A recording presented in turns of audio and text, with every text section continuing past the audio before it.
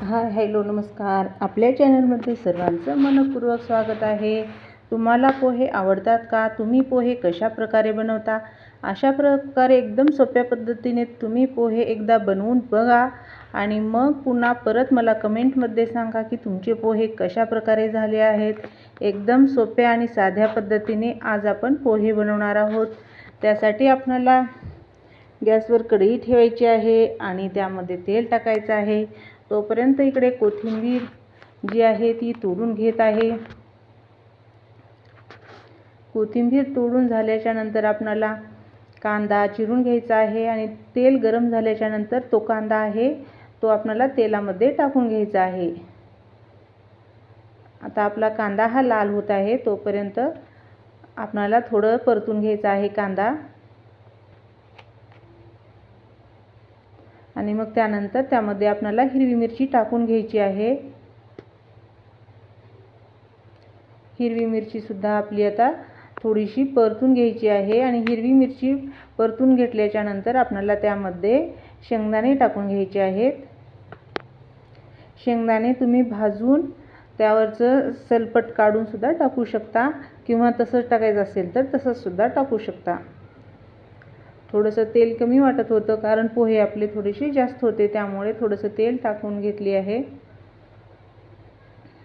चांगल्या प्रकारे आता परतून घेतलेला आहे. त्यामध्ये आपल्याला आता शेंगदाणे टाकून घ्यायचे आहेत.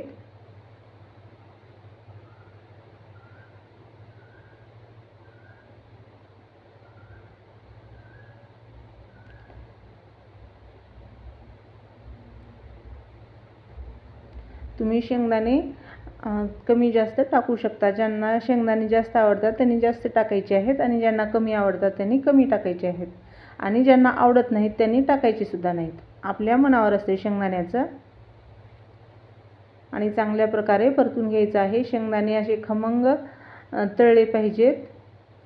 त्या कुरुम लागतात थोडेसे तळले की, त्यामुळे चांगले तेलात परतून घ्यायचे आहेत.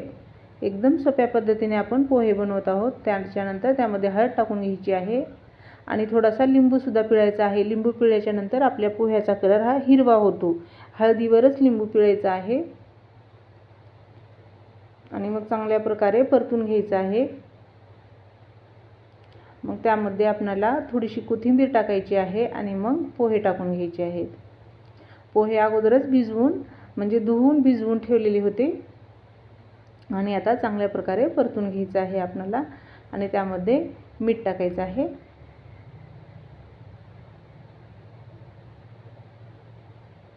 एकदम सोप्या पद्धतीने आणि कमीत कमी वेळात आपले पोहे झटपट तयार होतात.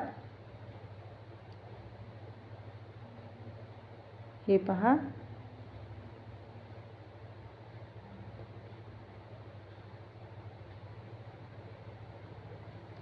अशा प्रकारे आपले पोहे तयार झालेले आहेत. चांगल्या प्रकारे हलवलं की आपले पोहे खमंग लागतात.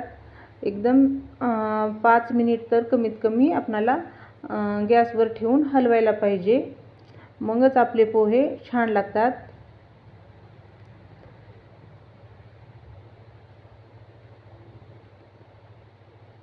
आता मी हलवून घेतलेलं आहे आणि आता त्यामध्ये कोथिंबीर टाकून घ्यायची आहे आणि आता आपले पोहे हे तयार झालेले आहेत आणि आता गॅस बंद करायचा आहे.